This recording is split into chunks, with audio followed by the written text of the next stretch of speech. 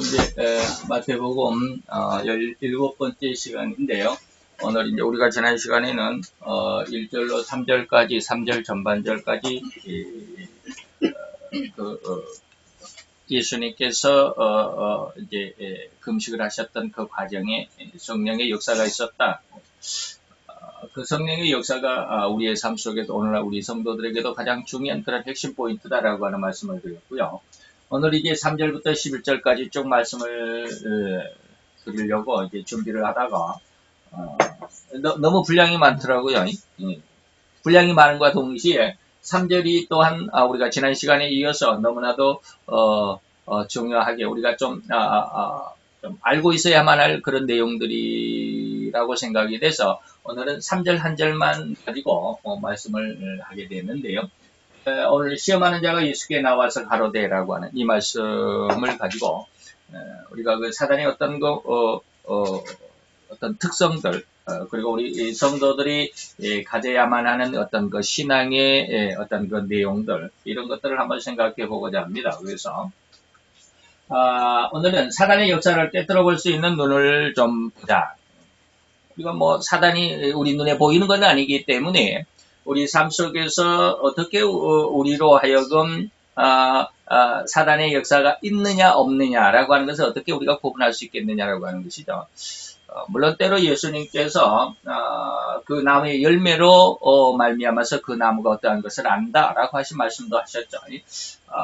그 나무의 열매를 보아서 좋은 나무다, 나쁜 나무다. 뭐 어떤 나무는 사과나무다, 어떤 나무는 포도나무다라고 하는 것을 알게 된다라고 그랬는데 우리의 삶의 모습, 그 어떤 행태 속에서도 내가 지금 어떠한 삶을 살아가고 있느냐에 따라서 지금 내가 하나님의 말씀대로 살아가고 있구나. 아니면 좀 내가 지금 시험 중에 있구나라고 하는 것이 조금 이해가 될 수 있도록 해야 된다라고 하는 것이죠. 이것을 점검할 수 있어야 되죠. 뭐 병원에 가면 의사들이 우리 속을 다 들여다보지는 못하죠. 들여다보지는 못하는데 기계를 통해서 우리 속을 이렇게 들여다보면서 이게 이러이러한 증상 속에서 이것이 이러한 모습으로 나타나니까 이러한 질병이겠습니다. 그러면 이것은 저렇게 치료를 해야 되겠습니다라고 진단을 하죠. 우리 속을 뭐 병원에 갈 때마다 의사가 그냥 다 우리 배를 열어서 또 속속 들여다보는 건 아니잖아요. 직접 보는 건 아닙니다.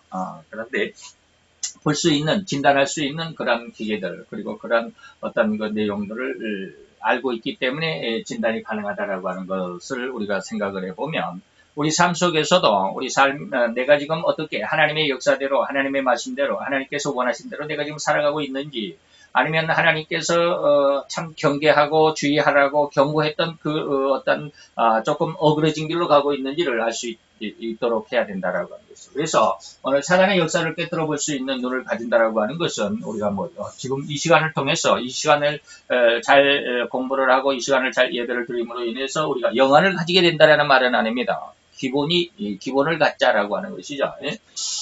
그래서 이제 세 가지로 여러분들에게 말씀을 드릴 텐데, 첫 번째는 사단이 예수님께 나왔음을 절대 주의하라. 지금 이게 무슨 말이냐면 사탄이 예수님께, 다시 말하면 하나님께 나왔다라고 하는 것입니다. 물론 여기서에도 보면 하나님께서 하늘의 영계의 총회를 모으죠. 총회로 모이라고 그러는데 그게 사단도 한 자리를 차지하고 있습니다.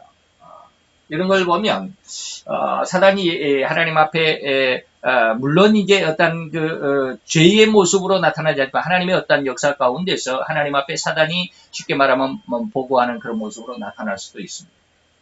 또 그것과는 좀 다르게 우리가 1절에서부터 3절까지 내용 안에서 우리가 보았지만 사단이 예수님을 뭐하기 위해서 시험하기 위해서 나타나는 이런 모습도 그런 내용들도 우리가 지난 시간 보았지만 오늘 사탄이 예수님께 나왔다라고 하는 것을 주의해 보라는 말은 뭐냐면 예수님께도 다시 말하면 하나님 앞에 사단이 나왔다고 한다면 심지어 우리 인간들 다시 말하면 성도들에게 어떻게 나오지 못할 수가 있겠냐 이 말이에요. 우리가 뭐 나는 이제 예수의 보혈에 십자가의 보혈의 피로 말미암아 구원함을 받은 성도니까 사단은 절대로 내 곁에 못 와. 이러면 좀 곤란하다 이 말이에요. 예수님께도 나왔다라고 하는 것을 우리가 절대 주의해야 자, 여기에서 이제 우리가 생각해 볼 것은 예수님께 나온 사탄은 이번만이 아니다라고 하는 말이 뭐냐면, 예수님을 유혹하러 나왔죠. 4장 1절로 3절까지 내용 안에서 보면 사단과 예수님과의 어떤 그런 대결의 장면이 연출되고 있는데, 이제 3절 이후로 보면 사단이 예수님께 나와서 이제 시험을 하게 되는 이런 모습이죠. 다시 말하면 인류를 파멸시키기 위한 사탄이 또 꼭 세 번만은 아닌데 이것을 딱 이렇게 줄기로 이렇게 구분하면 세 번입니다. 그래서 이번 사탄은 예수님께 나온 게 이번만이 아니다라고 하는 것이죠. 다시 말하면 창세기 아담과 하와에게도 이미 한 번 나왔습니다. 그리고 두 번째는 이제 오늘 예수님께 나왔다라고 하는 것인데, 세 번째는 뭐냐면 더욱 주의할 만한 것이 있습니다. 사단이 나왔다, 사단이 역사한다라고 하는 것을 주의해야 하는 것이 뭐냐면, 오늘날과 그러니까 예수님의 그 십자가 이후에부터 예수님이 재림할 때까지 모든 성도들에게 똑같이 나타나는 것에 주의합니다. 그래서 제가 이제 세 번이라고 이렇게 말하는 것이 뭐냐면, 세 번이라고 말하는 꼭 횟수로 세 번이 아니라 이걸 횟수가 아니라 뭐라고 그래야 되나요? 사탄이 나오는 모습인데, 아담과 하와에게 처음에 창세기에 나왔고요. 오늘 본문 마태복음 4장에서 예수님께 두 번째로 나왔고요. 마지막 세 번째로 모든 성도에게 말이에요. 모든 성도에게 사단이 역사하고 있다라고 하는. 그래서 오늘은 이제 두 번째 예수님께 사단이 나왔고 예수님을 시험했던 그리고 그 사단의 유혹과 시험에 예수님 이기셨던 그 내용들은 다음 시간으로 넘기고요. 오늘은 이 두 번째 첫 번째와 세 번째 모습을 한꺼번에 어울려서 말씀을 드리고자 합니다. 자, 그러면 또 예수님께 이런 방금 이제 우리가 세 번째는 모든 성도들에게 나타났다라고 그러죠. 근데 이제 앞에 좀 이따가 말씀을 드리겠지만, 처음에 에덴 동산에서는 사탄이 인간에게 나와가지고 유혹하는데 어떻게 했어요? 성공을 했죠. 성공을 했습니다. 그래서 아담과 하와가 하나님의 말씀을 범함으로 인해서, 하나님의 말씀을 거역함으로 인해서 타락했고 범죄해서 타락해서 인류가 오늘날 이 비참한 삶 속에 살아갑니다. 그리고 또 예수님이 인류를 구원하기 위해 왔었지만 예수님께 다시 한번 사단이 유혹의 손길을 뻗쳤지만 이때는 어떻게 했어요? 패배했다. 패배했습니다.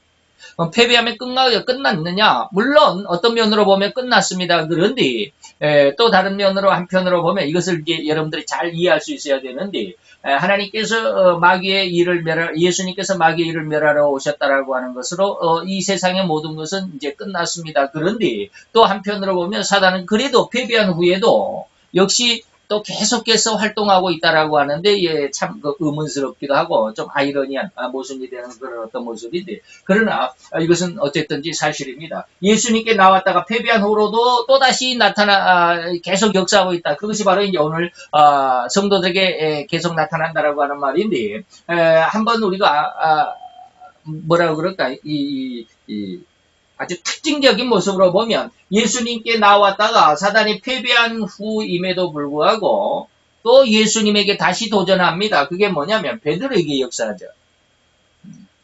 베드로에게 역사해가지고 주님의 십자가를 가로막기도 합니다. 이게 마태복음 16장에 있는데, 예수님께서 이제 조금 후에 내가 이제 장로들과 제사장들에게 팔려가지고, 내가 이제 십자가에 죽을 거야 라고 말하니까 베드로가, 선생이여, 내 주에게는 절대로 이러한 일이 일어나지 않을 것입니다 라고, 가로막기도 하죠. 마태복음 16장에 있습니다. 그랬다가 예수님께서 사탄아 내 뒤로 물러가라라고 질책하기도 하시기도 하는 말입니다. 바로 그 말이 마태복음 16장 23절입니다. 예수께서 돌이키시며 베드로에게 이르시되 사탄아 내 뒤로 물러가라. 너는 나를 넘어지게 하는 자로다. 내가 하나님의 일을 생각지 않고 도리어 사람의 일을 생각한다. 인간적인 어떠한 그런 모습. 이것을 우리가 지금 마태복음을 공부하고 있기 때문에 16장에 가면 아주 자세하게 말씀을 드리겠지만 이제 여기서는 좀 넘어갑시다. 그 다음에 또 하나 있습니다. 사도 유다 속에 들어가 주님을 팔기도 하죠. 사단은 결코 포기가 없다. 나중에 이제 말씀드리겠지만, 요한복음 13장 2절에 사단이 벌써 시몬의 아들 가룟 유다의 마음에 예수를 팔리는 생각을 했다. 예수님에게 마태복음 4장에서 예수님이 패했다 할지라도 패하고는 이거 도저히 이제 예수에게는 내가 대적이 안 되는구나. 우리 시제말로 하면 제비가 안 되는구나. 그러니까 아예 말자라고 이렇게 예수님에게 다시 도전하는 법이 없는 것이 아니라 계속해서 패배한 후에도 계속해서 예수님에게 나타나죠.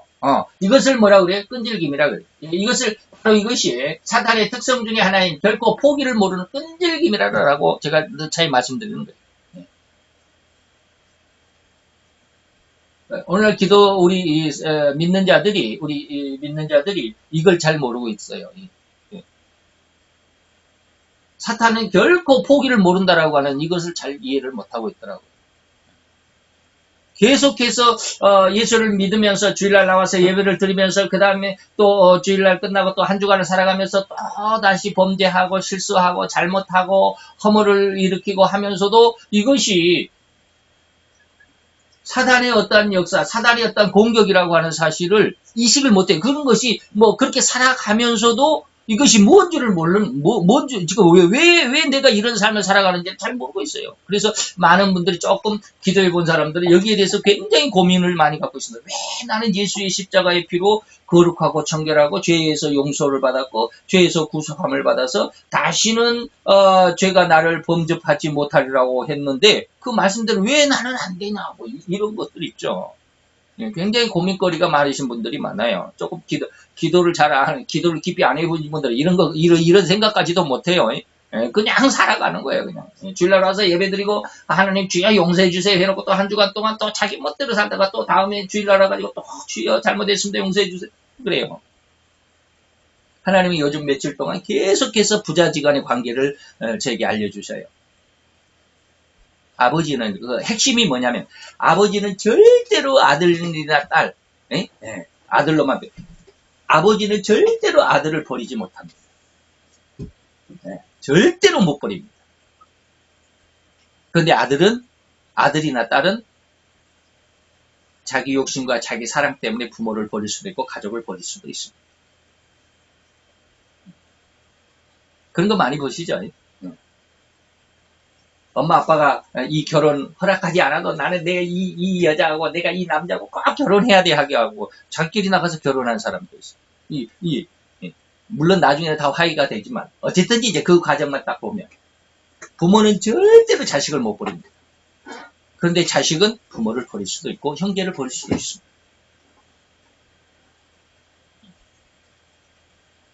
이게 이제 누가복음 15장의 그 탕자의 비유의 모습이고 하나님께서 알려주시기를 뭐라고 그랬느냐면 하나님이 왜 인간을 그렇게 사랑하실까? 근데 인간은 왜 서로 사랑하지 못할까? 처음에는 이걸 하나님이 알려주시더라고요. 그러면서 오늘은 이제 누가복음의 그 탕자의 비유를 알려주셨어요. 그러더라고요. 아버지는 절대 세상을 하나님의 아들로 만드셨기 때문에 창조하셨기 때문에 절대로 인간을 버리지 못합니다. 버리지 않습니다. 그러나 인간들은 형제들이기 때문에 아버지를 버릴 수도 있고 형제들을 버릴 수도 있습니다. 그러니까 서로 싸울 수도 있습니다. 형제들이 서로 싸울 때 아버지는 그런 것 갖고 왜 너희들 싸우냐 싸우지 마라라고 말할 수 있지만 형제들은 그 싸우는 그 내용이 자기 생명이라고 생각합니다. 그렇기 때문에 서로 싸웁니다. 다시 말하면 사랑이 없어요. 아버지는 자기 아들에게 무한한 사랑을 줄 수 있습니다. 그런데 아들은 아버지의 그 사랑을 이해를 못합니다. 아버지의 마음을 받지를 못해요. 나중에 자기가 아버지가 이제 결혼을 하고 아이를 낳고 오면 아버지가 되면 그 마음은 조금 이해는 하지만 이 정립이 안 돼. 저도 지금까지 정립이 안 됐어요. 그래서 한 2시간 동안 하나님 계속 그걸 말씀을 하십니다. 아버지의 사랑은 어떻고 형제들의 사랑은 어떻다. 그런 과연. 그래서 세상은 이렇게 서로 사랑하지를 못한다. 근데 아버지는 그러한 형제들의 그 다툼 속에서도 그래도 끝까지 그들을 사랑하고 한 사람이라도 멸망해서 더 구원하기 위해서 끝까지 천년을 하루같이 그렇게 기다리시고 하루를 천년같이 기다리시고 그런 말씀을 쭉 이야기하는데 바로 이러한 모습 안에서 우리가 보면 사단은 결코 포기를 모릅니다. 이것을 좀 우리가 사단의 어떤 특성 중에 하나라고 하는 것을 좀 이해를 해요. 알고 있어야 돼요. 이 끈질김이라고 제가 늘 이야기했던 거예요. 죄의 끈질김, 사탄의 어떤 끈질김, 결코 포기를 모르는 이런 모습이죠. 자, 베드로전서 5장 8절에 보면 끈질긴 사단의 모습은 뭐냐면 근신하라, 이제 베드로가 우리 성도들에게 그러죠. 근신하라 깨어라 너희 대적 마귀가 우는 사자같이 두루두루 온 세상을 두루두루 돌아다니면서 뭐해? 유혹할 자, 삼킬 자를 찾는. 이게 결코 포기가 없어요. 아무리 예수님에게 그냥 호되게 두들겨 맞아도 맞을 때만 아이고 예수님 잘못했습니다. 그 앞에서만 그러지. 되돌아서면 또 예수를 이렇게 어떻게 하면 저를 그냥 이 발목을 부러뜨릴까, 이 무릎을 부러뜨릴까, 그런 생각만 하고 있는 거예요. 예수님도 역시 마찬가지. 예수님도 마태복음 24장 24절에 그렇게 똑같이 말씀하셨어요. 거짓 그리스도들과 거짓 선지자들을 통해서 큰 표적과 기사를 일으켜가지고 택하신 자들을 미혹하게, 성도들을 죄를 짓게 하고 성도들을 신앙인 것 같은데 신앙이 아닌 길로 엄청 몰아가게 됩니다. 그래서 마지막 때 제가 늘 이야기했던 마태 7장 22, 3절에 보면 내가 예수님의 이름으로 많은 기적과 능력과 선지자의 노릇을 하고 설교도 많이 하고 목회도 잘하고 성도들을 많이 부흥시키고 교회도 크게 짓고 그랬는데 예수님 앞에 딱 가니까 나 너 몰라. 이러한 일다. 택하신 자들을 미혹하게 하는. 무엇 때문에? 큰 표적과 기사, 큰 능력과 어마어마한 웅장한 휘황찬란한 아주 어마어마한 것으로 사람들의 마음을 유혹하게 하는. 이것이 어떤 거예요? 택하신 자들, 교회 안에도 있다라는 거예요. 결코 포기를 모르는 사단을 뭐요? 주의해야 돼. 사단이 예수님께 그냥 나온 게 아니에요. 어마어마한, 나중에 이제 다음 시간에 예수님께 사단이 나왔다라고 하는 그 내용, 세 가지의 이제 뭐, 도리떡에다 놓고 뛰어내려라, 뭐, 내게 절하라, 이런 내용 안에서 이 모든 것들이 다 나오겠지만, 정말 우리는 조심해야 돼요. 자, 데살로니가 후서 2장 9절로 10절에 보면 이런 말씀이 있습니다. 왜 이렇게, 사단에게 넘어가느냐? 악한 자의 임함. 다시 말해, 사단이 우리들에게 역사하는 것, 이 말이에요. 사탄이 역사하는 것은, 똑같은 말이죠. 악한 자의 임함은 사단의 역사를 따라. 이 역사가 뭐냐면 발동성이 있다라는 뜻입니다. 역사라는 것은 뭐예요? 그 일에 참여한다라는 뜻이에요. 우리나라 국사, 역사, 우리나라의 역사다, 이런 역사가 아니라 일에 참여한다, 동역한, 일에 뛰어든다, 그 일에 뛰어든다라는 거예요. 예, 그 일에 뛰어든다. 사단의 역사는 발동성이 있어. 강한 힘을 가지고 있다는 말이에요. 무엇인가 발동을 건다라는 거, 힘이 그냥 확 솟아난다는 뜻이잖아요. 달리기를 할 때 딱 준비하고 있다가 딱 그러면 이게 팍 튀어나가야 되잖아요. 그때 그 힘, 그게 발동성이에요. 무슨 일인가를 시작을 할 때 그냥 큰 힘을 가지고 시작하는, 이게 사단의 역사인데, 이 사단의 역사는 어떻게 해요? 모든 능력과 표적으로, 그리고 거짓 기적으로, 그 다음에 불의의 모든 속임으로 나타나. 이것이 예수를 믿는다라고 하는 사람들에게조차도 이것이 맥히고 있다라는 거예요.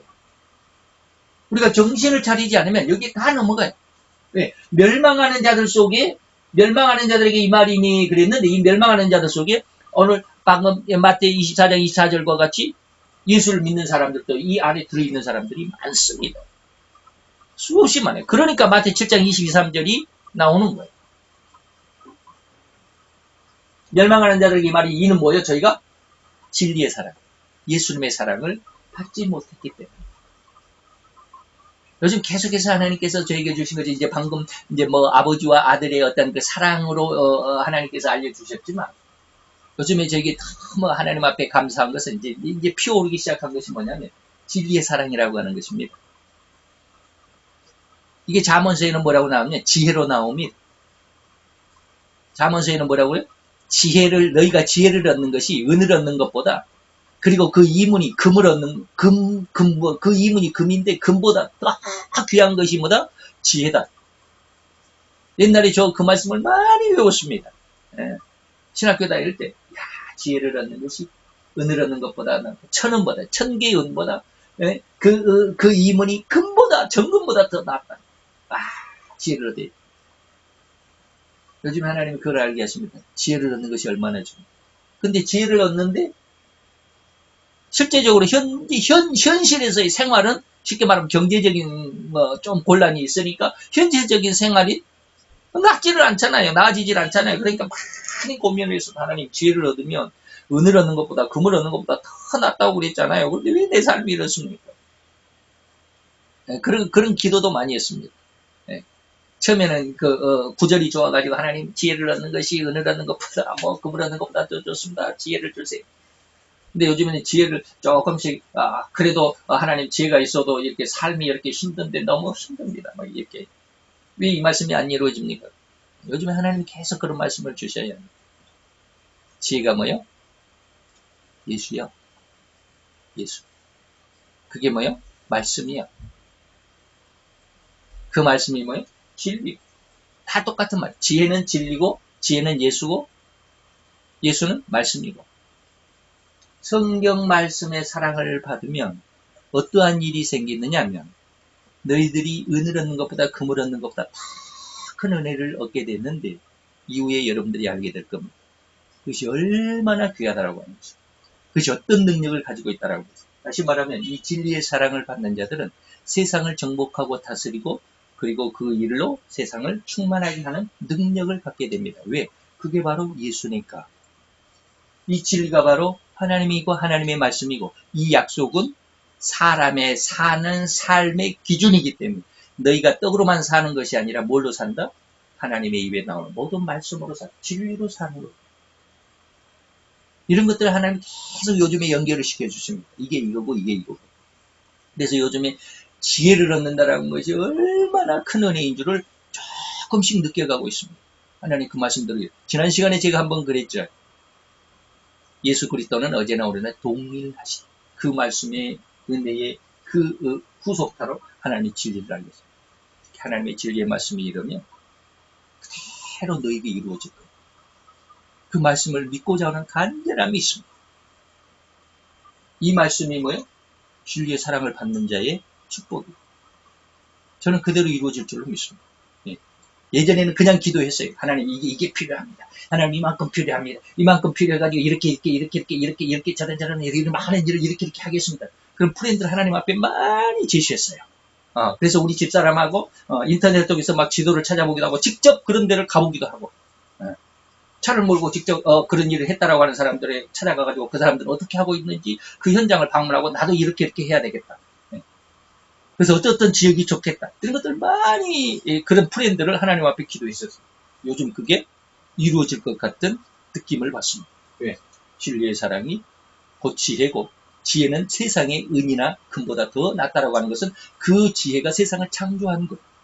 그 지혜가 세상을 창조한 장본인이에요. 그가 어떠한 능력을 가지고 그 어떠한 존재라고 하는 것을 너는 알게 돼야 돼. 그런 내용들을 요즘 계속 진리의 사랑을 받으면 하나님의 큰 은혜가 여러분들에게 주어지게 될 거예요. 다음에 이제 오후 시간에 은혜의 시간이라고 그러는데 그런 내용들을 설교를 할 시간이 있겠지만 그런 내용들입니다. 지금까지 하나님께서 어제나 오늘나 동일하시다라는 한 말씀 그 이후에 주신 그 하나님의 내용들이 다음 이제 설교에 나오게 되겠습니다만 어떤 그런 내용들을 지금 중점적으로 정리하고 있습니다. 진리의 사랑을 받는다는 게 얼마나 좋은지 몰라요. 그런데 그러한 진리의 사랑을 받지 않으면 멸망하는 자들 속에 빠질 수도 있어요. 그 속에 속해 있다라고 하는 게 그 속에 빠져 들어갈 수도 있어요. 굉장히 주의하라. 예수님께 나왔다는 것은 뭐해라고 그랬어요? 주의하라고. 사단의 역사를 꿰뚫어 볼 수 있는 눈을 가지라. 두 번째는 뭐냐면 사단이 역사하는 길이나 사단이 역사하는 방법을 알아야 돼요. 사단이 어떻게 성도들에게 역사하는지, 어떻게 그 마음을 교묘하게 이용하는지 말이죠. 이것을 꿰뚫어 볼 수 있는 마음, 심정, 그 영안이 있어야 된다. 자, 먼저 아담에게 나왔을 때는 어떻게 나왔느냐면, 이게 이제 제가 이제 세 가지를 예수님께, 아담에게, 그 다음에 예수님에게, 그리고 이제 모든 성도에게 나오는 것이 성경에 다 있습니다. 그런 세 가지 내용들을 이제 제목만 쭉 이야기할 텐데요. 먼저 아담에게 사단이 나왔을 때는 어떻게 했어요? 먹음직하게, 보암직하게, 지혜롭게 할 만큼 탐스럽게 보이도록 유혹을 했습니다. 이것은 뭐예요? 성공했습니다. 성공했어요. 그래서 창세기 3장 6절에 보면 여자가 그 나무를 본즉 먹음직도 하고 보암직도 하고 지혜롭게 할 만큼 탐스럽기도 한 나무인지라 여자가 그 실과를 따먹고 자기와 함께한 남편에게도 주매 그도 먹었다. 먹음직하고 보암직하고 지혜롭게 할 만큼 탐스럽더라. 이런 내용들이 계속해서 여러분들에게 말씀을 드리겠지만 자, 그 다음에 두 번째는, 다음에는 오늘 본문에서 이제 예수님께 나왔는데, 사단이 뭐라 그랬냐? 돌이 떡이 되게 해라. 그리고 높은 곳에서 뛰어내려라. 그리고 내게 엎드려 절하라. 라고 세 가지로 예수님께 나옵니다. 그런데 이 공격은 뭐요? 실패했죠. 예수님이 승리를 하셨습니다. 그런 이야기는 이제 다음 시간에 하겠지만, 이제 그 이야기가 뭐냐면 4장 3절, 7절, 9절 이렇게 나오는데, 4장 3절에 보면 시험하는 자가 예수께 나와서 가로되, 내가 만일 하나님의 아들의 명하 이 돌들이 떡덩이가 되게 하라. 라고 그랬죠. 그 다음에 4장 5절에 보면, 이에 마귀가 예수를 거룩한 성으로 데려다가 성전 꼭대기에 세우고, 6절에 보면 가로되, 내가 만일 하나님의 아들이 내리라. 기록하였으되 저가 너를 위하여 저가 하나님께서 예수 너를 위하여 그 사자들을 명하시리니 저희가 손으로 너를 받들어 발이 돌에 부딪히지 않게 하리라. 높은 곳에 뛰어내리지만 너는 다치지 않게 할 거야. 하나님이 약속했으니까. 뭐 이런 내용들 다음 시간에 말씀을 드리겠지만, 그 다음에 8절에 보면 마귀가 또 그를 데리고 지극히 높은 산으로 가서 천하 만국과 그 영광을 보여 9절에 보면 뭐라면 내게 엎드려 경배하면 이 모든 것을 너에게 주리라. 이 세 가지의 방법으로 예수님께 나왔다라고 하는 것을 우리가 좀 다음 시간에 이제 말씀을 드릴 거예요. 세 번째는 뭐냐면 마지막으로 주님 십자가 이후에 모든 성도들에게도 사단이 역사합니다. 근데 이것은 뭐 성공이냐 실패냐? 이건 반반이에요. 반반이에요. 너무 강력하여 거의 모든 성도들이 이 유혹에 넘어집니다. 이게 아주 조심해야 돼요. 거의 모든. 자, 요한일서 2장 16절에 보면 이는 세상에 있는 모든 것이 우리가 살아가는 모든 일들 이게 호리만큼도 빼놓지 않고 다 이 말이에요. 다 100% 완벽하게 다 모든 것이 뭐요? 육신의 정욕이고요. 안목의 정욕이고요. 이생의 자랑입니다. 세 가지입니다. 아담에게도 보암직, 먹음직, 지혜롭게 할 만큼 탐스러워. 예수님께도 돌이 떡이 되게 높은 곳 뛰어내려라 내게 절하라. 세 가지. 오늘 모든 성도들에게 나오는 것인데 요한일서 2장 16절에도 세상의 모든 성도들에게 육신의 정욕, 안목의 정욕, 이생의 자랑. 세 가지가 다 똑같습니다. 표현만 다를 뿐이야. 내용이 한 가지입니다. 근데 이제 첫 번째와 세 번째는 우리 성도들에게 대한, 첫 번째는 물론 이제 아담이지만 성도라고 한다면, 모든 성도들에게, 첫 번째 거는 이미 지나갔으니까, 이 요한일서 2장 16절을 굉장히 조심해서 다룰 필요가 있습니다. 근데 오늘은 뭐 아주 세세하게 다루지는 않겠지만, 예수님께 나온, 사단의 어떤 역사는, 내용은 같지만, 조금 다릅니다. 그런 것은 이제 다음 시간에 말씀드려요. 자, 이렇듯 너무 강력해서 사단의 유혹에 그대로 주님은 모든 성도들 잃지 않고자 그 방법을 이렇게 거의 모든 성도들이 다 유혹에 넘어가는데 제가 이런 것에 대해서 굉장히 불편했어요. 하나님 앞에 세상에 제가 종말론을 좀 하다 보면 종말론에 빠져버려요. 다시 말하면 세상이 완전히 희망이 없어져 버려요. 종말론을 하다 보면. 마지막 때 7년 대환란, 3년 반이라고 제가 계속 강조를 하잖아요. 그거는 3년 반밖에 안 돼요. 오늘 새벽에는 유대인들이 하나님을 거역하고 반대해가지고 하나님 앞에 징계를 받을 때 몇 년? 첫 번째는 400년. 물론 아브라함 때였지만, 아브라함 때는 아직 유대인이라고 할 수가 없죠. 그리고 나서 아브라함의 아들 이제 이삭의 아들 이제 야곱에 의해서 이제 12지파가 나타난, 비록 그때부터 이제 히브리 사람이다, 유대인이라고 이렇게 이야기를 하는데, 그러니까 아브라함 때 400년을 빼놓고더라도 유대인들이 하나님의 거룩한 성도로 택함을 받았음에도 불구하고 그들을 하나님께서 징계를 했을 때 70년을 징계를 했어요. 바빌론이 70년을 포로 생활했죠. 오늘 새벽에 갑자기 그런 생각이 들어요. 하나님 70년을 징계하시면 내가 70년 앞으로 못 살 게 분명하잖아요. 앞으로 70년 저는 못 산다고 저는 장담합니다. 앞으로 70년 어떻게 삽니까? 지금도 이제 내일 모레가 환갑인데 70년을 더 살면은 뭐 130살이든 그렇게는 못 살 것 같아요. 하나님 70년을 이스라엘을 징계했던 것 같이 70년을 징계하면 내가 어떻게 마지막 하나님의 구원의 영광을 보겠습니까? 볼 수가 없잖아요. 너무 안타까운 거야. 하나님 어떻게 하나님의 구원을 보십니까? 하나님의 그 영광을 어떻게 봅니까? 근데 마지막 때 7년 대환란은 뭐예요? 전 3년 반은 이제 평화의 시기니까 빼고 후 3년 만에 대환란이, 그 어마어마한 대환란이 3년 반밖에 안 된다는 게 얼마나 감사한지 몰라. 3년 반밖에 안 된대. 옛날 이스라엘 백성들은 70년을 하나님의 징계를 했는데 그래서 구원을 보지 못하고 죽은 사람이 수두룩게 너무너무 많아. 태어났다가 하나님의 구원을 보지 못하고 죽은 사람들 너무 많잖아요. 근데 이제는 3년 반밖에 안 됩니다. 너무 짧은 거예요. 와, 3년 반밖에 안 되는 거예요. 하나님이 그 어려운 상황에서 어느 날 길을 가다가 요즘에 길가에 가다 보면 참 한심스러운 작태라고 말할 수밖에 없는데 요즘에는 길가에서 버젓이 대낮에 두 남녀가 서로 껴안고 막 얼굴 부비고 있는 그런 광경들을 심심치 않게 볼 수 있습니다. 그죠? 요즘에는 그래요. 그런 거 볼 때마다 아이고 저것들 그냥 마음의 안타까움들이 많았어요. 근데 어느 날 차를 몰고 가는데 길가에서 두 남녀가 걸어가는데 굉장히 아름답게 느껴지는 거예요. 이야 저거다.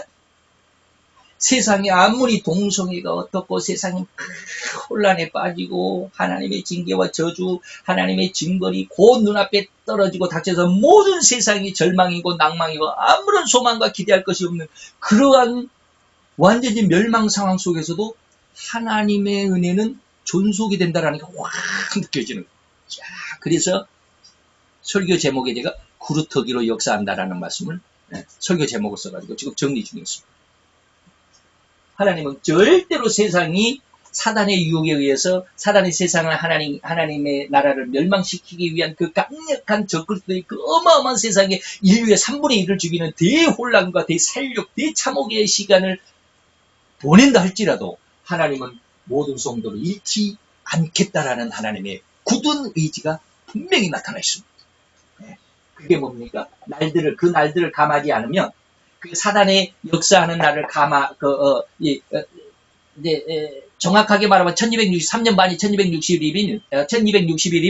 1260일을 다 사단이 역사하도록 내버려두면 세상에 모든 육체가 구원을 얻지 못할 것. 이 모든 육체는 성도들을 의미합니다. 물론 안 믿는 사람들도 포함되어 있지만 모든 육체가 모든 믿는 자 하나님을 믿는 자들이 구원을 얻지 못할 정도로 다 죽임을 당할 거야. 완전히 진멸돼 버릴 거야. 그래서 그 택하신 자들을 성도들 그러니까 그 모든 육체가 택하신 자들 그 택하신 자들을 위하여 날들을 감하겠다. 1260일이 아니라 110일을 다니엘서를 해석을 해보면 110일을 감합니다.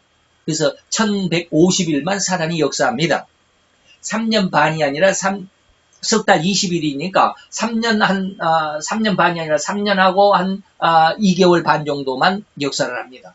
나머지 석 달 20일, 그러니까 4달 정도는 하나님께서 그의 역사를 가로막습니다. 하나님이 사단의 그런 어떤 강력함 속에서 하나님의 백성들을 절대로 다 잃지 않습니다. 하나님의 역사는 아무리 세상이 험악해도 하나님의 역사는 꾸준하게 역사됩니다. 절대로 하나님의 뜻은 변함이 없습니다. 하나님의 뜻은 절대로 망하지 않습니다. 실패하지 않습니다. 좌절이나 멸망이나 포기가 없습니다. 사단도 포기가 없지만 하나님은 결코 하나님의 뜻에 흠을 갖지 않습니다. 이게 이제 그루터기라는 말로 나오는데 그루터기라는 말은 이제 잠시 두고 계시록 17장 17절에 뭐라고 그러냐. 이것이 하나님이 자기 뜻대로 여기서 자기 뜻은 적그리스도입니다. 세상 후 3년 반을 장악할 적그리스도가 자기 마음대로 할 마음을 적그리스도에게 주사 하나님의 한 뜻을 이루게 하시고 하나님의 나라를 그 짐승 적그리스도에게 주게 하시되 뭐하기까지 하나님의 뜻이 하나님의 말씀이 응하기까지. 이 하나님의 말씀이 언제 나타났습니까? 이 하나님의 말씀이 언제 주어졌습니까? 다니엘서 보면 다 나왔습니다. 2300주야까지 하리라. 2300주야를 딱 계산을 해보면 1150일입니다. 2300주야. 그러니까는 낮과 밤을 2300번이죠. 그러면 하루를 계산하면 낮과 밤이 하루잖아요. 그러면 절반으로 딱 나누면 1150일입니다. 그래서 1150이란 말을 제가 아까 말씀드립니다. 하나님의 그 말씀이 이미 다니엘서에 다 있어요. 그 말씀이 이루어지기까지 하나님이 다시 말하면 모든 세상의 역사가 하나님이 주관하시고 있다라는 하나님이 그랬잖아요. 곧 예수님의 금식도 성령님의 인도하심으로 하나님의 뜻에 의해서 성령님의 인도하심으로 1절로 오늘 마태 1절로 4장 1절로 3절까지 말씀드렸죠. 이 세상의 모든 역사 단 홀이라도 어그러짐이 없이 모든 것이 하나님의 뜻 안에서 진행된다라고 하는 것을 우리가 믿을 수 있어요. 네. 세 번째입니다. 이 사단의 괴계를, 다시 말하면 사단이 괴계가, 사단이 역사했다, 유혹했다라고 그 의미가 뭐냐.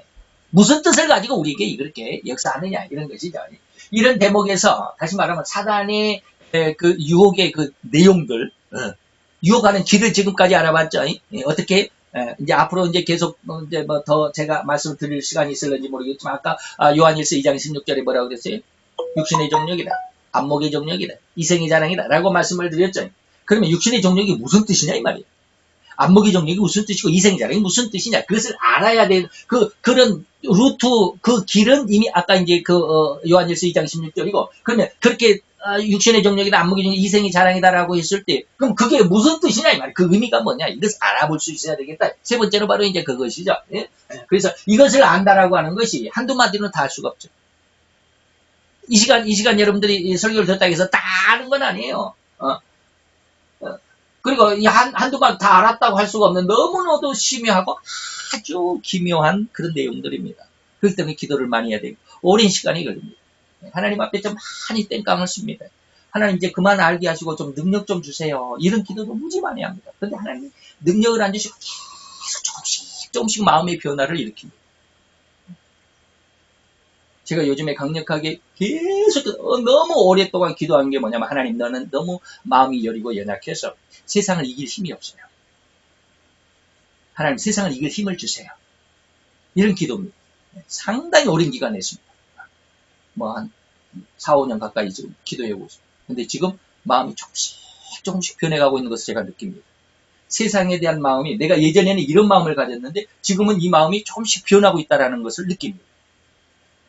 하나님이 제 기도에 조금씩 응답하신다라고 하는 것을, 응답이 지금 조금씩 이루어져 가고 있다라고 하는 것이, 그게 확 다른 사람처럼 그냥 한꺼번에 확 와가지고 완전히 순식간에 확 변하는 게 아니고, 저는 이 세상에게 아주 조금씩 변화가 있습니다. 이것을 요즘 들어서 제가 이 변화를 조금씩 감지를 하고 있습니다. 이건 옛날에 내가 가졌던 마음이 아닌데, 내가 이거 원했던 마음인데, 옛날에 가지고 있었던 마음이 아니라 그렇게 기대하고 원했던 마음인데 지금 내 마음속에 조금씩 들어오고 있다. 그래서 너무 신묘막측한 기묘한 그런 내용들. 그래서 이것이 한두 마디로, 한두 시간으로 다 할 수 있는 것은 아니겠죠. 이러한 눈에 보이는 것의 그 이면을 들여다볼 수 있는 눈과 마음을 얻도록 많이 기도해야 되고, 성경을 많이 공부해야 됩니다. 그리고 성경을 읽는 시간을 가져야 됩니다. 성경을 기준으로 하지 않으면 안 된다, 이 말이죠.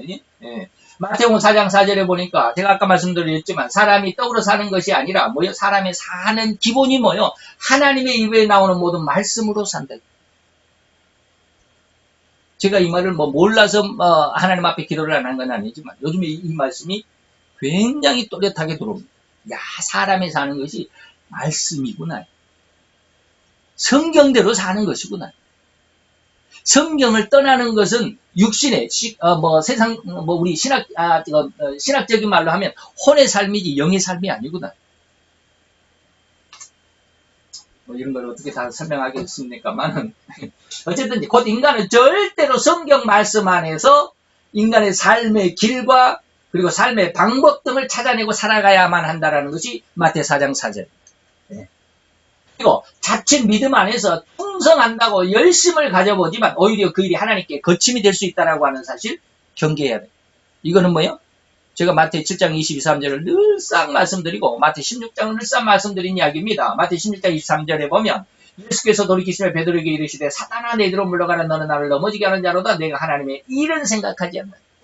사람의 일만 생각한다. 사람의 윤리와 도덕적인, 스승과 제자와의 그런 어떤 윤리적인, 그리고 제자는 스승에게 아주 순종하고 복종하면서 스승을 떠받들고 해야 되는, 또 스승이 그만큼 훌륭한 스승이어야 되겠죠.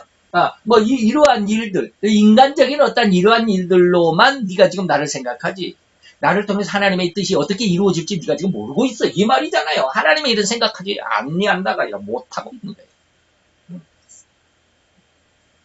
다시 말하면 하나님의 일을 생각한 사람은 누굴까요? 이때 당시, 예수님 이때 당시 하나님의 일을 생각한 사람 오직 한 사람입니다. 누구예요? 마리아. 나사로의 동생 마리아. 그래서 예수님이 최후의 만찬을 한다라고 했을 때 그 예수님의 머리 뒤로 가가지고 자기의 나드한 거는 예수님의 머리에 뿌리고 예수님의 발을 자기 머리카락으로 닦아주면서 눈물로 닦아드렸던 그 여인. 왜 그런 일을 했어요? 예수님이 나중에 그 해석을 딱 보니까 뭐라고 그래? 나의 장사, 나의 장례를 예비했다 그래. 예수님이 십자가에 죽어야 된다라고 하는 사실을 온 세상에서 단 한 사람 그 여인 마리아만 알고 있었어요. 베드로는 뭐요? 예수님을 생각할 때 그런 하나님의 십자가에 죽어야 하는 하나님의 그 하나님의 일을 생각하지 못하고 사람이 제자로서의 스승에게 대한 그 헌신하고 충성하는 그 마음만 생각하고 있는. 그래서 이렇게 하나님 앞에 이렇게 충성한다고 열심을 갖지만 이것이 뭐요? 하나님에게 거침이 되는 거예요. 그래서 사탄아라고 책망을 받잖아요. 근데 그 반대도 있습니다. 반대도 있는 거 잠시 후에 말씀을 드리겠습니다. 먼저 아담에게 나왔던 사단의 괴계를 한번 들여다보겠습니다. 뭐라 했어요? 하와의 눈과 마음의 선악과가 뭐예요? 보암직하게 보였습니다. 보암직이라고 하는 말이 뭘까요? 이것은 보암직이라고 하는 말의 의미 속에는 교만이라는 것이 들어있습니다. 잘 생각해보면 이것이 보암직이라는 말은 교만입니다. 다시 말하면 이 보암직이라는 말이 교만이라고 하는 말로 의미를 우리가 생각해볼 수 있는 것은 남들에게 나를 돋보이고자 한다. 남들이 나에게 나를 뭐라고 그럴까? 이렇게, 야! 하고 이렇게 쳐다본다, 이 말이에요. 그것은 뭐예요? 내가 남에게 돋보이고자 자기 과시라는 뜻입니다. 마태 6장 1절에 보면 사람에게 보이려고 그들 앞에서 너희의 의를 행치 않도록 주의하라. 자기 과시. 나 이렇게 한다? 나 이만한 사람이야. 나 이런 사람이야. 라고 하는 거예요. 남에게 나를 돋보이게 하려. 남이 나를 보이다. 이게 보암직입니다. 그래서 오히려 하나님의 섭리하심이나 하나님의 주관하심에 내 모든 삶을 맡겨야 되는 우리의 인간의 모습. 그래서 하나님의 입에 나오는 말씀으로 사는 것이 인간의 삶의 기준이고 방법이고 중심이고 핵심이어야 돼. 근데 그렇게 못 살잖아요.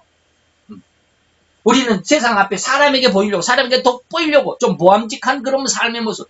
야, 참 성공. 저도 한편으로 이렇게 가만히 제 자신을 생각해 보면 제 친구들 앞에 나설 수가 없어요. 그잖아요. 다 똑같이 어렸을 때는 고등학교 다닐 때까지는 다 한 교실 안에서 한 선생님 그 가르침 안에서 다 똑같이 공부를 했잖아요. 다 너나 할 것 없이 그냥 야야 그러면서 서로 치고받고 그냥 뭐 장난도 치면서 그냥 격기 없이 지냈어요. 근데 지금 한 30년이 이제 30년이 훌쩍 넘어가 40년이 되지만 30년이 지나고 40년이 다 되고 이제는 다 어엿한 한 가정의 가장으로서 자녀들이 이제 옛날 내 그런 모습이잖아요. 뭐 이런 상황 속에서 딱 보면 친구들에게 나를 드러낼 수가 없어요. 친구들은 그러잖아요. 우리 딸이 뭐 어디에 합격했다, 무슨 일을 했다, 뭐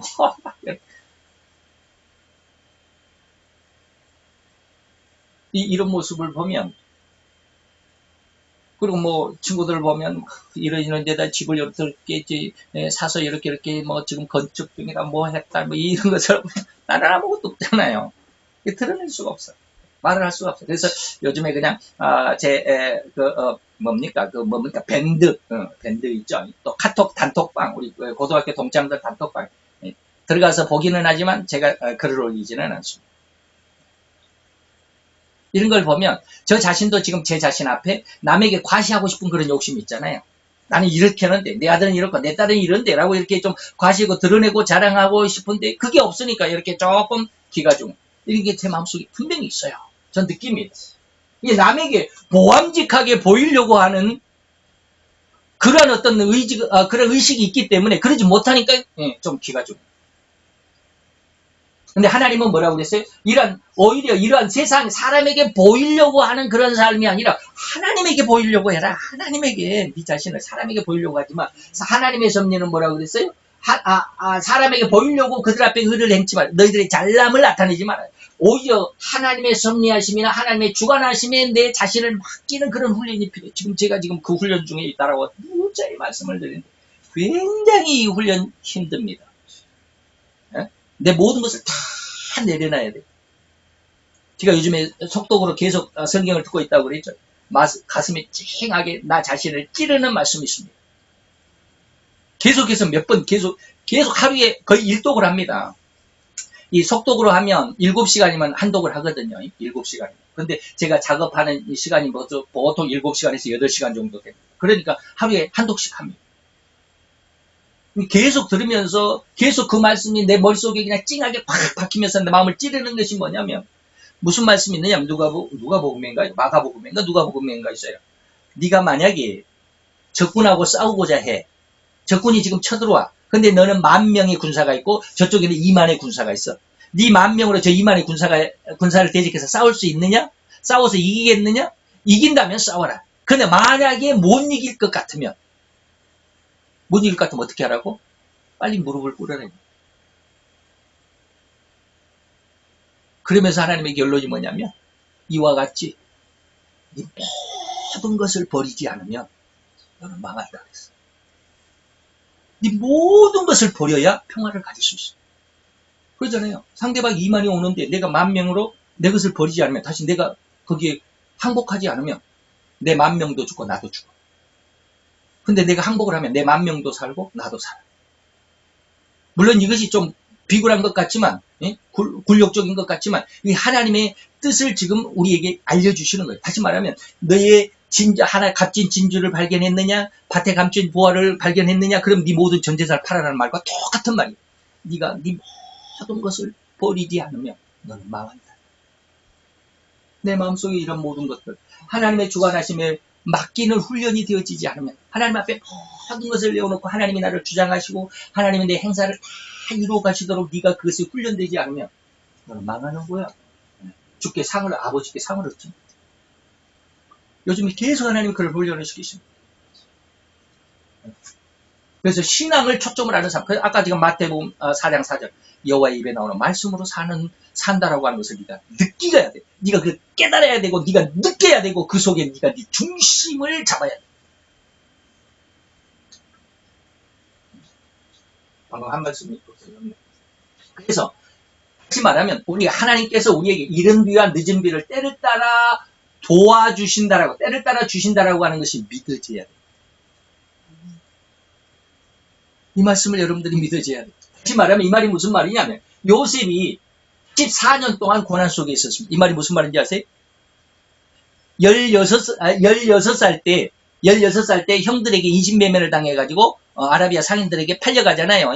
예. 그리고 나서 16살 때 팔려갔으니까 그리고 30살 때 바로 앞에 총리가 됐으니까 14년이잖아요.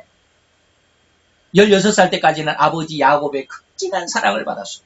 근데 사랑에서 완전히 탈락했잖아요. 완전히 끊어졌잖아요. 그리고 완전히 종사에서 종으로 하다가 나중에는 옥살이까지 가는 죄수의 몸까지 된 형들에게 인신매매를 당하고 노예로 전락해가지고 보디발의 집에서 종으로 살다가 급기야는 누명을 쓰고 옥살이까지 당하는 이 험난한 순환 속에 있었어요. 세상 사람들에게 내놓을 것이 없어. 야, 네가 꿈을 꿨다며? 네 재단, 네 볕단이 해와 달이, 그리고 나머지 11개의 볕단이 너에게 절을 했다며? 예? 해와 달과 나머지 11개의 별이 네 별에게 절했다며? 얼마나 조롱을 받겠습니까? 예? 이런 사람이 계속 14년 동안 계속됐어요. 14일도 아니고, 14개월도 아니고, 1년, 2년도 아니고 14년 동안 계속해서 나락으로 빠져 들어가기만 해. 좀 소망이 안 보여. 그런데도 불구하고 요셉은 하나님의 섭리를 잊지 않았다. 그 안에서도 그 고난 속에 또 빠지고 또 더 밑으로 또 수렁으로 빠져도 하나님은 나에게 하실 거야. 하나님은 나의 중심이야. 하나님은 하나님의 약속을, 나에게 하신 약속을 지킬 거야 라고 하는 하나님의 섭리를 잊지 않았어. 그래서 급기야는 애굽의 총리가 됐잖아요. 응? 성경 안에서 바로 이런 하나님의 섭리와 주관하심을 깨닫도록 거예요. 그래서 성경 공부를 많이 하라는 거예요. 성경을 많이 읽어야 돼. 성경이 나의 삶의 중심이 돼야 돼. 그래서 지난 시간에 성령으로 기도하라는 말씀, 성령의 인도하심 받을 때 성령으로 기도하라는 말씀에 첫째가 뭐라고 그랬어요? 성경이라고 했어요. 그래서 성경을 많이 읽어야 되고 성경을 많이 배워야 돼요. 그래서 9장 2절에 보니까 뭐라고 그랬어요? 서책으로 말미암아 다니엘이 곧 그 통치 원년에 나 다니엘이 서책으로 말미암아 성경책으로 말미암아 여호와의 말씀이 선지자 예레미야의 성경을 읽었어요. 예레미야 선지자의 성경을 읽었어요. 그래서 70년 만에 나라가 다시 회복될 것이다라고 하는 것을 깨달았어요. 뭐 때문에? 성경을 가지고. 계시록 1장 3절에 이 성경의 말씀, 이 예언의 말씀을 읽는 자가 복이 있고 듣는 자가 복이 있고 지키는 자가 복이 있고. 기도가 중요하지만 기도보다도 우선되는 게 성경입니다. 마태오 6장 1절 방금 말씀드린 거예요. 사람에게 보이로 그들 앞에서 너희를 행치 않도록 주의하라. 그렇지 않으면 하늘에 계신 너희 아버지 앞에 상을 얻지 못. 이 말이 여기 나와요. 네. 다시 말하면 인간은 바로 성경을 중심으로 하는 게 아니고 외형의 가치를 주잖아요. 네. 그래서 얼마나 웅장하느냐, 얼마나 잘 사느냐, 그 집이 얼마나 크냐, 그 집이 자택이냐 아니면은 뭐 월세지냐 뭐 이런 것 가지고 그 사람의 가치를 따지잖아요. 마치 이건 뭐예요? 공작 같아. 자기 멋을 뽐내는 그런 세상 같아. 그래서 자기 의를 보이려고만 해. 남들에게 나의 실패를 결코 보이려고 하지 않는다. 보암직해야 되니까. 남들에게 보암직해야 되니까. 이게 교만이라고 하는 거예요. 그래서 자기 과시요. 그것이 바로 성도에게 뭐예요? 육신의 정력. 아까 요한일서 2장 16절. 육신의 정력이 바로 보암직이라는 뜻이에요. 육신의 정력이란 말이 뭐예요? 세상을 육신으로 살아가는 동안에 온갖 내 삶을 치장하는 필요, 공작새 같이. 다 필요해. 돈도 필요하고, 명예도 필요하고, 자동차도 필요하고. 그래서 요즘에 저희들도 지금 자동차를 들여다보고 있으면서도 한편으로 하나님 앞에 굉장히 미안해요. 하나님 말씀대로 못 살고 있네. 기도는 하지만 그래요. 이렇게 신앙이 힘들지라도 삶의 일환으로 삶에 필요한 것이기 때문에 라고 생각할 뿐이지 이것이 죄라는 것, 교만이라고 하는 것을 계속 의식하지 못합니다. 믿는 사람들은 이거 교만이라고 하면 절대로 인정 못합니다. 아직은 의식이 없어요. 하나님이 저에게 교만이 무엇이다라는 것을 가르쳐 줬기 때문에 제가 이 말을 하는 거예요. 나도 그렇게 살았기 때문에 하나님이 다 이거 내 모습을 보여주었어요. 그리고 인간의 마음속을 들여다보게 하셨어요. 너 이것이 죄다? 인간의 마음속에 다 있다라는 걸로 그래서 하나님 앞에 건 한 1년 반 정도? 한 1년이나 1년 정도 계속 기도할 때마다 새벽 기도마다 날마다 자리에 앉기만 하면 하나님이 죄를 지적했어. 이거 죄였다. 네가 이렇게 예전에는 이렇게 신앙생활 잘했다고 네가 이렇게 해서 뭐 주일학교를 부흥시켰다고 네가 뭐 이렇게 해서 목회를 잘했다고 네가 그렇게 하나님 앞에 나에게 기도했지. 이게 다 죄야. 이래서 죄야라고 하는 죄의 근원을 밝혀주셔. 그러니까 할 말이 없어. 하나님 앞에 할 말이 없어. 대꾸가 없어요. 네? 하나님 앞에 변명할 것이 없어요. 근본을 딱 들어요. 그래서 제가 교만이라고 하는 말을 굉장히 많이 이야기를 하는데 예전에는 전혀 이것이 죄라는 것 의식조차 못했어요. 교만이라고 하는 것 꿈에조차 생각을 못했어요. 그저 교만이라고 하면 남 앞에서 이렇게 뽐내는 것만 교만인 줄 알았지. 내 마음속에 하나님 앞에 너무 겸손한 것까지 이것이 교만이라고 하는 사실을 전혀 몰랐어요. 두 번째 이제 사탄의 유혹의 의미 두 번째는 뭐예요? 먹음직했다라고 하는 거예요. 지금까지 보암직했다라고 하는 것이죠. 그래서 육신의 정력이라고 하는 거예요. 먹음직하게 한다라고 하는 것은 뭐냐면 영적인 의미가 아닙니다. 먹는 것은 뭐 하나님의 말씀을 먹어야 된다 이런 뜻이 아니라 육신적이라고 하는 거예요. 세상적이고 물질적이라고 하는 것으로 말미암아서 먹음직했다. 세상적인 모습으로 살아간다 이 말입니다. 이거는 결코 하나님을 의식할 수도 없는 삶. 우리가 지난 시간에 로마서 1장 뭐 20절, 24절, 26절인가 보면 하나님이 3번 인간을 버리셨다 그랬죠. 더러운 부끄러운 욕심에 그 다음에 육신의 정욕에 그리고 상실한 마음에 내버려 두었다. 하나님이 너무 할 수가 없어요. 어떻게 할 수가 없어서 인간들이 너무 하나님을 거역하고 반대하니까 부끄럽고 더러운 마음에 그냥 네 멋대로 살아라. 하나님이 없는 마음을 뭐라고 해서 상실한 마음이라고 했어요. 하나님을 의식할 수가 없는 그런 마음. 이것이 뭐요? 세상적인, 육신적인, 물질적인, 세상의 물질 속에 살아가는, 돈만 있으면 된다라고 하는, 나중에 이것이 이제 예수님의 뜻 안에, 예수님, 다음 시간에 예수님의 사단을 이기는 방법 속에 이제, 그 말씀이 천하만국의 영광에 대해서 이야기를 하겠지만, 너무 요즘에 말하는 갑질입니다.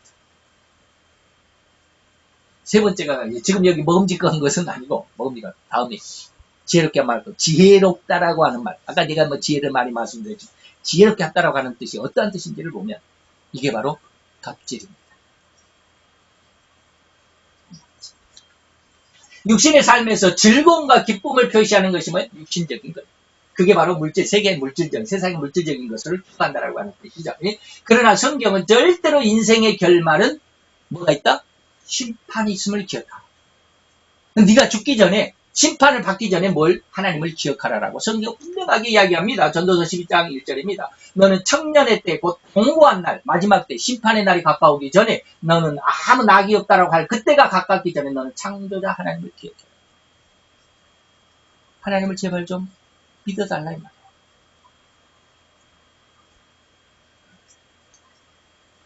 그리고 히브리서 9장 27절에 보면 사람이 한 번 죽는 것은 사람에게 정하신 것 다 죽어. 그런데 그 후에는 무엇이 있음을 기억해야 돼?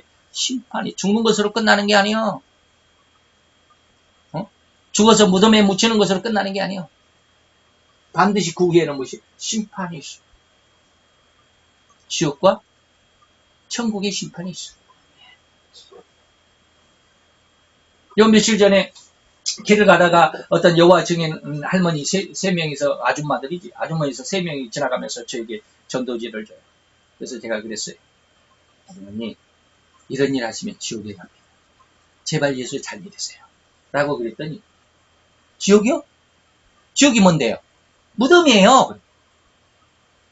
제가 그 대답을 듣고 깜짝 놀랐어요. 이야, 사단이 이렇게까지 저들을 미혹하고 있구나. 그 대답 속에서 사단의 미혹이 얼마나 강력한지를 확 느끼는 거예요. 이야, 저 사람들이 지옥에 대해서 사단이 완전히 가려놨구나. 지옥의 두려움과 무서움, 그 공포를 완전히 가려버리고 그냥 죽으면 끝이야 라고만 생각하니까 지옥에 대한 어떤 개념이 없어. 하나님의 진노에 대한 개념이 없어. 전혀 하나님이 무섭지 않아. 사단이 그렇게까지 강력하게 사람의 눈과 사상을 가로막고 막아버리고 감춰버리고 닫아버리고. 굉장히 놀랐어. 그 대답을 듣고. 이야, 사단이 이렇게까지 강력하고, 지옥에 대해서 이렇게까지 완전히 묵살시켜버려. 지옥이 없으니까 뭐 아무렇게나 해도 상관없잖아. 그냥 죽으면 끝인데 뭐. 이렇게 살다가 죽으면 끝인데. 그러나 성경은 뭐예요? 반드시 그 후에 죽는 것으로 끝나는 게 아니야. 반드시 심판이죠. 고린도서 15장인가 보면 지옥은 뭐예요? 버러지 한 마리도 영원히 죽지 않아. 그만큼 고통만 있는 것이야. 근데 그 사람들에게 그런 지옥에 대한 내용을 싹 감춰버립니다. 우리는 이것을 알아야만 하나님을 기억해야 돼. 창조자 하나님을 기억해야 돼. 인생의 결말이 심판이 있다라고 하는 것을 꼭 기억해야 돼. 심판을 받기 전에 빨리 하나님을 기억해야만. 그래서 절대로 인간은 하나님의 입으로 나오는 말씀으로 살아야만 가장 그 삶이 지혜롭고 아름답고 귀한 삶이라고 하는 것이 느껴집니다. 하나님의 말씀대로 뭐 교회 가면 떡을 줘, 성경을 읽으면 뭐 밥을 줘. 안 그렇습니다. 절대로 밥을 주고 아름다운 삶이 됩니다. 그러니까 성경을 읽으면서 느낀 게 뭐냐면요. 딱 똑같은 장면이 두 번 나옵니다. 다시 말하면 대제사장 앞에서 두 사람이 서 있습니다. 한 사람은 사도 바울이고요. 한 사람은 예수님입니다. 사도 바울이 대제사장을 향해서 질책을 합니다. 네가 의를 가장해서 내 뺨을 치라고 그래야? 이 평토장한 무덤 같은, 회칠한 무덤 같으니라고 이렇게 욕을 합니다. 그랬더니 옆에 있는 사람이, 야, 네가 뭔데 대제사장을 욕하냐? 그러니까 사도 바울이 뭐라고 대답합니까? 아, 미안하다. 내가 그가 대제사장인지 몰랐어. 하나님의 성경의 말씀에 너의 간원들을 무시하지 말라고 그랬잖아요. 간원들을 존경하라고 그래서 내가 대제사장인지 모르고 이렇게 말을 했으니까 미안하다. 라고 그렇게 대답을 합니다. 예수님은 어땠을까? 예수님은 대제사장 앞에서 대제사장을 책망을 합니다. 그랬더니 옆에 있는 사람이 예수님의 뺨을 때립니다. 네가 대제사장을 그렇게 욕하냐? 예수님이 뭐라고 그랬을까? 사도 바울처럼 그랬을까? 전혀. 내가 잘못했으면 말을 할 것이지. 왜 때리냐? 내가 잘못한 거 있느냐? 내가 옳은 말을 했다면 네가 할 말이 없잖아. 당당하십니다. 이게 하나님이십니다. 인간과 하나님의 차이를 사도 바울이 너무 훌륭하지만 그 상황에서 똑같은 상황에서 하나님의 모습을 본 거예요. 야, 이게 정말 하나님의 말씀을 가진 자는 세상에 지지 않는구나. 그잖아요. 물론 사도 바울도 하나님의 말씀을 가진 사람이긴 하지만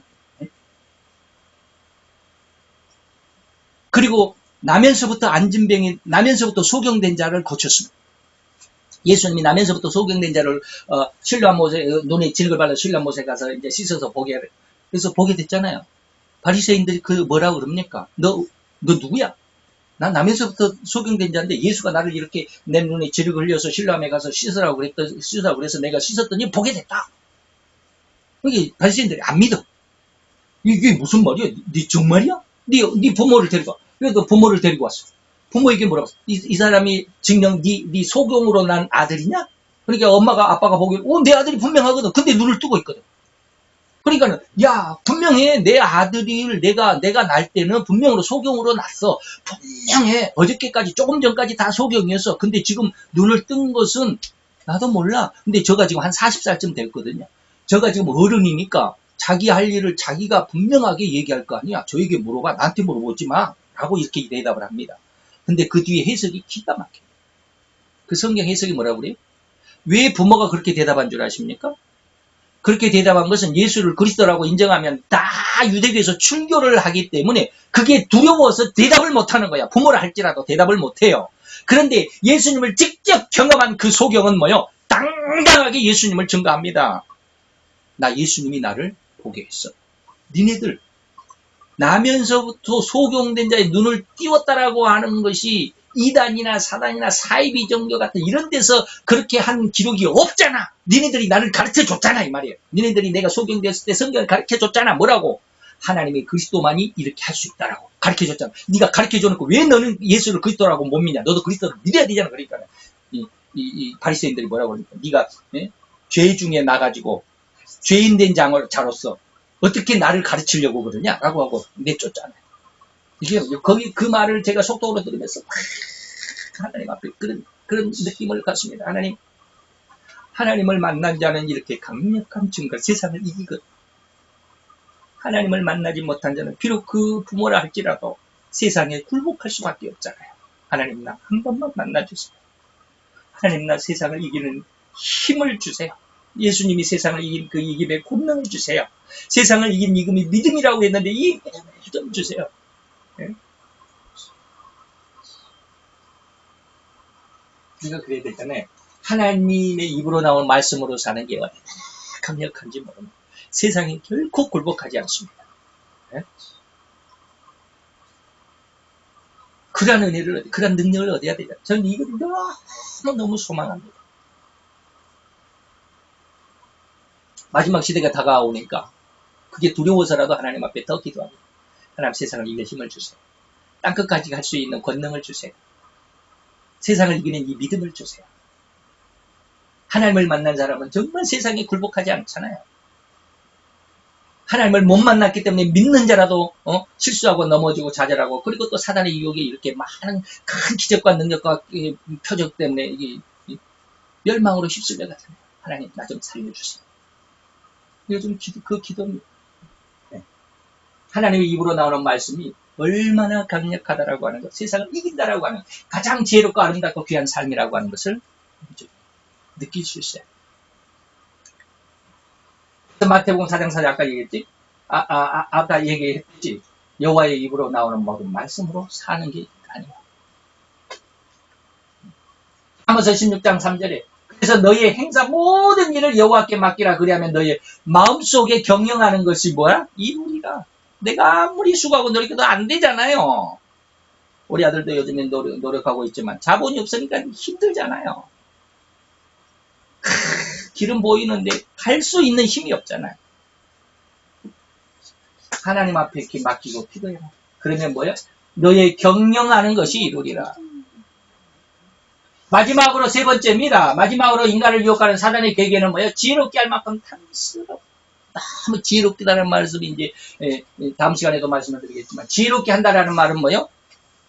이게 마지막 예수님의 유혹에서 보면 이제 세상 만국 천하 만국의 영광을 주겠다라고 그러는 건데 세상 천하 만국의 모든 권세와 영광을 주면 내가 남에게 막 권세를 부리는 그런 게 아닙니다. 나 자신이에요. 과시욕입니다. 내가 이런 걸 가지고 있어서 내가 이런 처음에 보암직한 것은 남에게 이렇게 행사할 수 있는 힘이지만 세 번째는 내가 가지고 있는 힘. 내가 이만한 힘을 갖겠다라고 하는 거예요. 지혜롭게 한다라는 게 바로 그런 뜻입니다. 과연 인간이 지혜로워지면 얼마나 지혜로워지겠느냐라고 하는 수많은 사람들은 인간의 지혜는 무한하다라고 자부합니다. 그죠?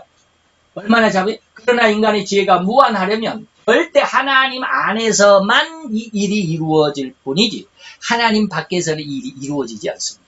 그러니까 하나님 밖에서 인간의 지혜는 무한하다라고 하는 사람들의 인간의 어떤 그런 어떤 사상을 한번 더듬어 보면 어떻습니까? 인간의 지혜는 우주선이 지금 우주선이 아니라 우주 왕복선입니다. 우주선과 우주 왕복선이 어떻게 틀린지 아십니까? 옛날에는 우주선이었어요. 한번 달나라에 딱 갔다가 오면 끝이에요. 다시 사용을 못합니다. 고철이에요. 이제 고물덩어리예요. 그런데 이번에는 뭐예요? 왕복선이야. 달나라에 한번 갔다가 와가지고 또 갔다 오고 또 갔다 오고 막 그래. 이게 재사용이 가능해. 이게 왕복선이에요. 옛날에는 그냥 우주선이었어요. 그만큼 인간의 지혜가 발전했다라고 할 수 있겠죠. 더욱이 달까지 엘리베이터를 설치해. 이거 아십니까? 이게 우주 엘리베이터예요. 우주 엘리베이터 상상만이 아니다. 우리나라의 공창석이라고 하는 한국 승강기 안전관리 원장님이 이렇게 기고를 한국 아파트 신문에 기고를 했는데 그 내용은 제가 보여드리지 않고 제목만 여러분들에게 보여드리는 겁니다. 우주 엘리베이터 상상이 아니에요. 실현 가능해. 그리고 진공관 안에서 시속 4,000km로 달리는 열차를 지금 개발 중에 있어요. 이게 전기 부상 열차예요. 이거요. 중국에서 시속 4,000km 진공관 자기 부상 열차를 개발 중에 있다. 하늘이 아니라 진공관. 이 터널을 만드는데 이 터널 속이 완전히 진공 상태입니다. 이게 공기가 없어요. 진공을 만들어가지고 이 열차를 툭 쏘면은 푹 간다는 거예요. 시속 4,000km 그냥 푹 가는 거예요. 슉 가는 게 아니라 그냥 푹 가는 거예요. 4,000km. 중국, 미국 이틀 만에 중국에서 미국까지 이 뭐요? 미래 교통수단 2일 만에 있는 교통수단 지금 뭐 하루면 가는데 미국까지 몇 시간 걸리나? 근데 이게 뭐 2일 만에 있는 거예요. 이건 뭔 말인지 이건 안 읽어봐서 뭐 좌우지간 진공관으로 만들어진 전용도를 시속 4,000km로 달리는 이런 시대가 됐다. 진공관 안에서 시속 4,000km로 달리는 전기 부상 열차를 만들고자 하기에 인간의 지혜, 인간의 창작성이 어마어마하다, 무한하다라고 이렇게 인간을 부추긴다 이 말이죠. 이거 맞습니다. 그 다음에 그러나 이런 인간의 행사들이 하나님께 거침이 되기도 한다는 거 아까 말씀을 드렸습니다. 이런 인간의 그런 훌륭한 윤리적이고 도덕적이고 정말로 인간의 삶에서 필요한 것들을 정말로 이렇게 개발하는 것이 오히려 하나님에게 거침이 되는 것이죠. 그러니까 요즘에 뭐요? 복제, 배아 복제. 하나님의 윤리를 거스리는 겁니다. 그래서 기독교 국가에서는 이걸 승인을 안 하잖아요. 우리나라에서도 배아 복제 어느 정도까지만 허용을 했습니다. 완전히 다 허용한 건 아니고요. 중국에서는 그런 규제가 없습니다. 중국은 하나님을 안 믿기 때문에.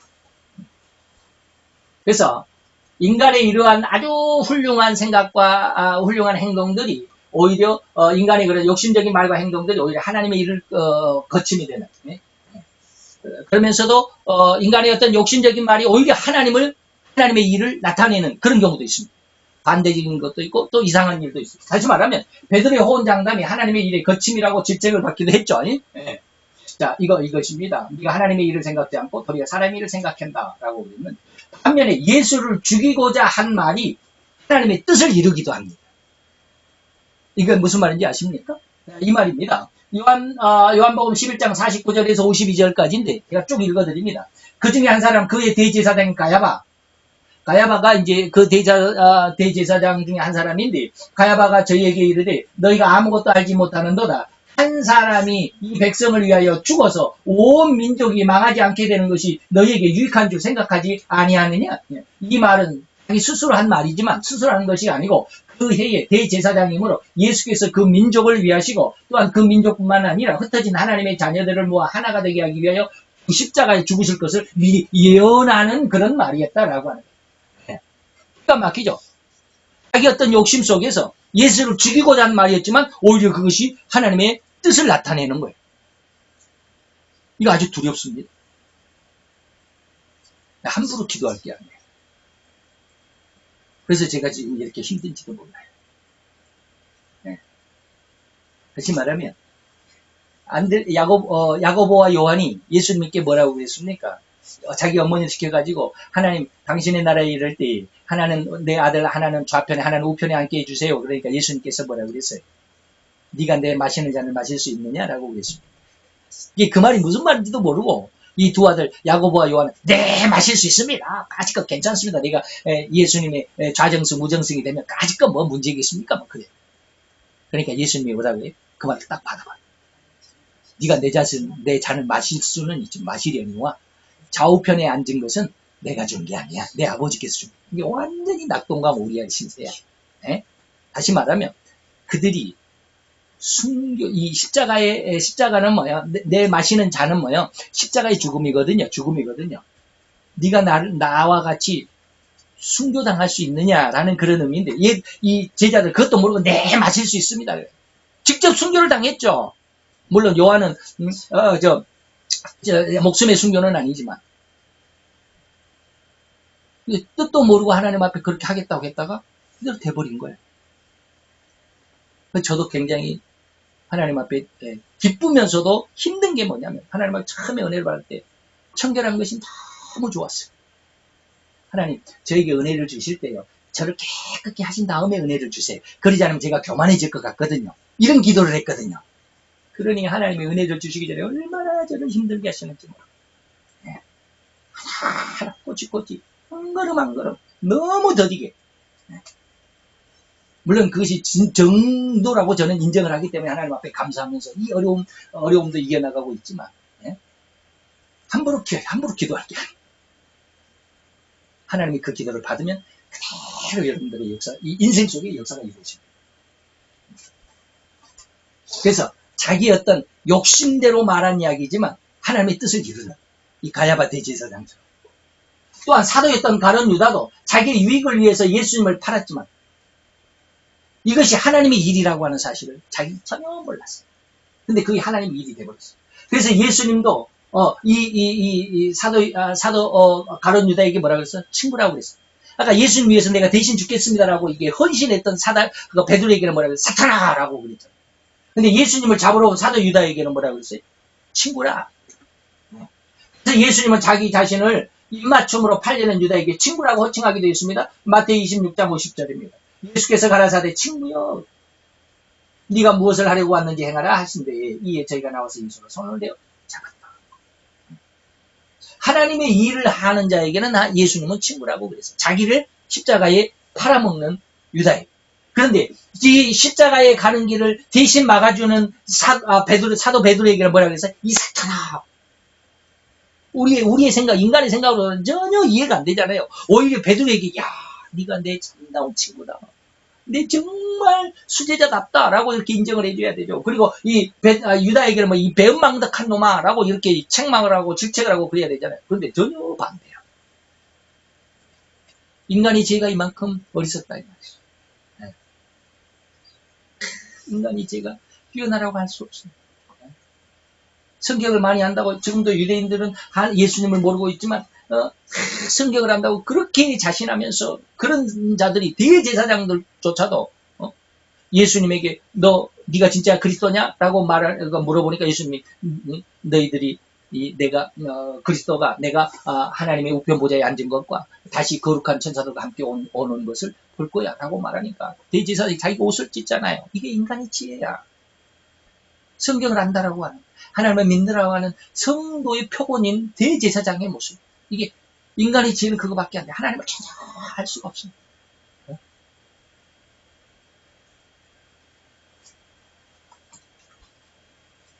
또한 사도였던 가룟 유다도 자기의 유익을 위해서 예수님을 팔았으나 이것이 이제 예수님의 인류의 죽음이 되었죠. 그래서 예수님은 자신을 입맞춤을 팔은 유다에게 친구라고. 이게 왜 두 번 나오나? 이거 두 번 나오네요. 예. 자, 이것이 이제 하나님의 방법과 인간의 삶의 방법을 더 깊이 있게 고찰해 봄으로 인해서 하나님의 길을 잘 찾아가는 우리 성도들이 되시기 바랍니다. 지금 이제 세 가지 말씀을 드렸어요. 보암직하고, 먹음직하고, 지혜롭게 할 만큼 탐스러운 모습이었다는 것인지. 다음 시간에 한 번 더 말씀을 드리겠지만, 이것으로 인해서 이제, 우리가 마치게 될 텐데, 이사야서 55장 8절 9절을 보면 여호와의 말씀에 내 생각은 너희 생각과 다르다. 내 길은 너희 길과 달라서 하늘이 땅보다 높음 같이 내 길은 너희 길보다 높으며 내 생각은 너희 생각보다 높다. 하나님을 결코 우리가 다 이해할 수가 없어요. 성경을 알았다 해서 우리가 얼마나 알겠습니까? 저도 성경을 배우고 공부하면서 얼마나 자신감이 있었는지 몰라요. 성경 덮어놓고 10년은 내가 설교한다고 그랬어요. 정말로 그렇게 했습니다. 그렇게 성경을 많이 공부를 했어요. 그런데 하나님이 교회에는 부흥을 안 시키더라고요. 너무 답답했어요. 내 후배들도 막, 내 옆에서, 내 이제 그 구역에서, 같은 시찰이니까 내가 같은 구역에서, 그냥 막, 교회를, 뭐, 집을 샀느니, 뭐, 교회를 증축하느니, 교회를 1층을 올리니, 2층을 올리느니, 막, 그러면 마음에 너무 상심이 돼. 야, 후배들도 저러는, 왜 나는 안 돼? 내 하나님의 말씀을 이렇게 내가 다 안다라고 할 만큼 이렇게 자신있고 성경을 덮어놓고도 내가 10년을 목회한다라고 할 만큼 내가 이렇게 성경을 다 하나님의 진리를 주셔서 너무 감사하고 하나님 앞에 이렇게 기도하고 그랬는데 하나님 왜 나는 이렇게 목회를 못하게 하시나. 못하게 하신 게 아니라 목회를 성공하도록 하시지 아니하시나.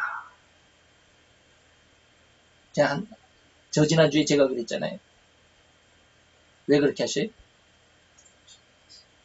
한 30년 만에 하나님이 알려주셨어요.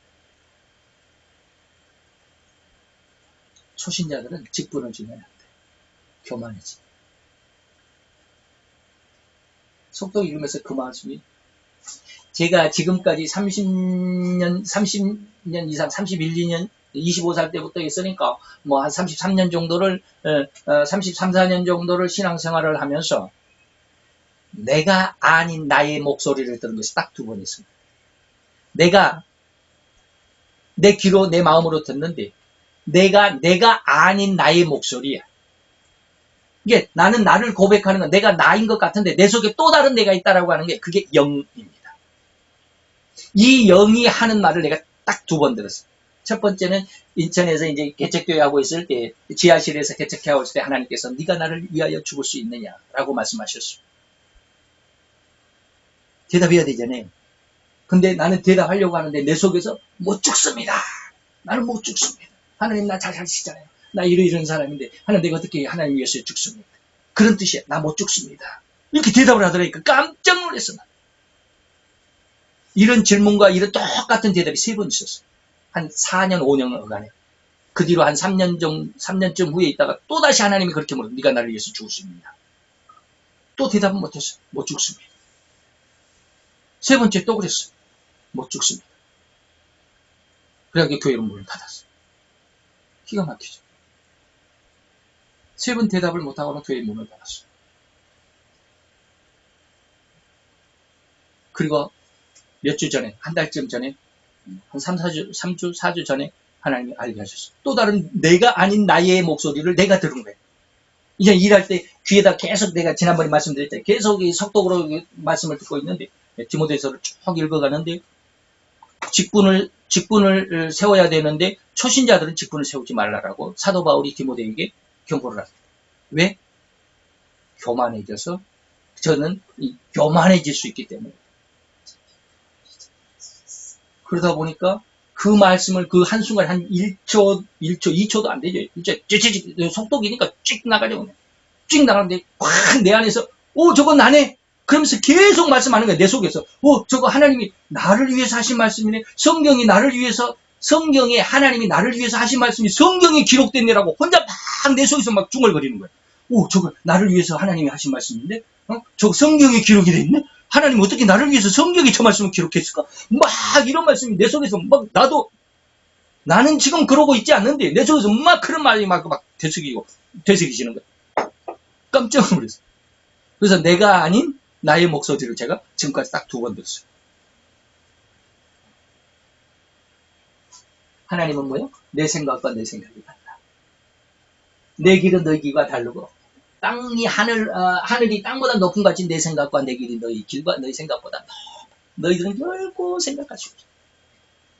내게 하나님께서 그 은혜를 하나님 저에게 주실 때부터 진리를 주셨으니까. 얼마나 교만했겠어요. 그동안에 하나님 제가 이 교회 목회를 성공했다고 그러면 얼마나 교만했겠어요. 그래서 하나님이 나를 이렇게 힘들게 하신 거예요. 30년이 지나도. 그래서 내 길과 너희 길은 달라. 내 생각은 너희 생각과 달라. 조금 기다려봐. 이런 뜻이죠.